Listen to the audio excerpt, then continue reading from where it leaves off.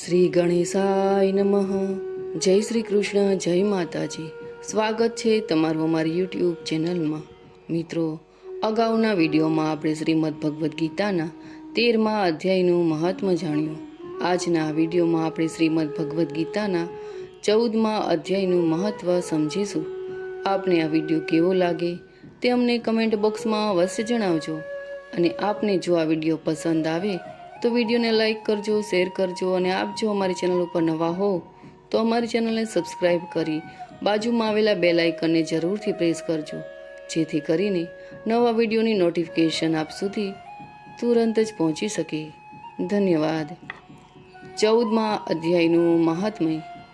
શ્રી મહાદેવજી બોલ્યા, હે પાર્વતી, હવે હું ભવબંધનથી છુટકારો મેળવવાના સાધનરૂપ 14મા અધ્યાયનું મહાત્મ્ય કહું છું. તમે ધ્યાન દઈ તેને સાંભળો.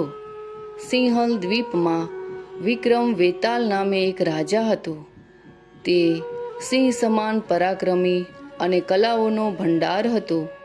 એક દિવસ તે શિકાર ખેલવા ઉત્સુક થઈ રાજકુમારો સહિત 2 કૂતરીઓને સાથે લઈ વનમાં ગયો. ત્યાં જઈ તીવ્ર ગતિથી ભાગતા સસલા પાછળ પોતાની કૂતરીઓને છોડી મૂકી.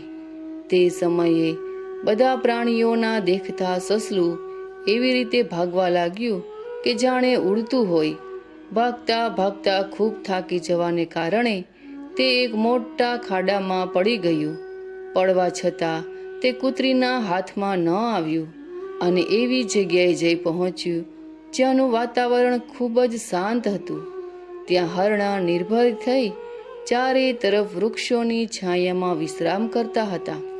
વાંદરાઓ જાતે જ તૂટીને પડેલા નાળિયેર અને કેરીઓથી પૂર્ણ તૃપ્ત હતા.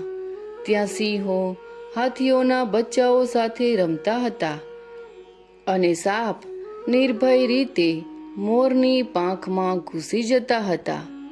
તે જગ્યાએ એક આશ્રમની અંદર વત્સ નામના મુનિ રહેતા હતા. તેઓ જીતેન્દ્રિય થઈ શાંત ભાવથી નિરંતર ગીતાના 14મા અધ્યાયનો પાઠ કરતા રહેતા હતા. આશ્રમની પાસે જ વત્સ મુનિના કોઈ શિષ્યે પોતાના પગ ધોયા હતા. તેઓ પણ 14મા અધ્યાયનો પાઠ કરતા હતા. તેના પાણીથી ત્યાંની માટી ભીની થઈ ગઈ હતી. સસલાની જિંદગી કંઈક બાકી હતી. તે હાંફતું હાંફતું આવી તે કીચડમાં પડ્યું. તેના સ્પર્શ માત્રથી જ સસલું દિવ્ય વિમાનમાં બેસી સ્વર્ગે સીધાવ્યું. પછી કૂતરી પણ તેનો પીછો કરતી આવી. ત્યાં તેના શરીરને પણ કાદવના છાંટા લાગ્યા. તે ભૂખ તરસથી પીડાથી મુક્ત થઈ. કૂતરીનું સ્વરૂપ છોડી તેણે દિવ્યાંગનાનું સુંદર રૂપ ધારી લીધું તથા ગંધર્વોથી સુશોભિત દિવ્ય વિમાનમાં આરૂઢ થઈ તે પણ સ્વર્ગલોકમાં સીધાવી. આ જોઈ મુનિના મેઘાવી શિષ્ય સ્વકંધર હસવા લાગ્યા. તે બંનેના પૂર્વજન્મના વેરનું કારણ જાણી તેમને ઘણું આશ્ચર્ય થયું. તે સમયે રાજાના નેત્ર પણ આશ્ચર્યથી ચકિત થઈ ગયા. તેમણે ભક્તિપૂર્વક પ્રણામ કરી પૂછ્યું, હે વિપ્રવર, નીચ યોનિમાં પડેલા બંને પ્રાણીઓ કૂતરી અને સસલું જ્ઞાનહીન હોવા છતાં સ્વર્ગમાં ચાલ્યા ગયા. તેનું શું કારણ છે? તેની કથા મને કહો. શિષ્ય બોલ્યો, હે ભૂપાળ, આ વનમાં વત્સ નામના બ્રાહ્મણ રહે છે. તેઓ જીતેન્દ્રિય મહાત્મા છે. ગીતાના 14મા અધ્યાયનો હંમેશા તે જપ કરે છે. હું તેમનો જ શિષ્ય છું. મેં પણ બ્રહ્મ વિદ્યામાં વિશેષ જ્ઞતા મેળવી છે. ગુરુજીની માફક હું પણ 14મા અધ્યાયનો પાઠ દરરોજ કરું છું.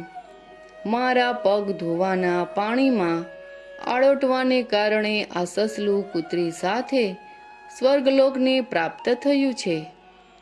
અને હવે હું મારા હસવાનું કારણ કહું છું.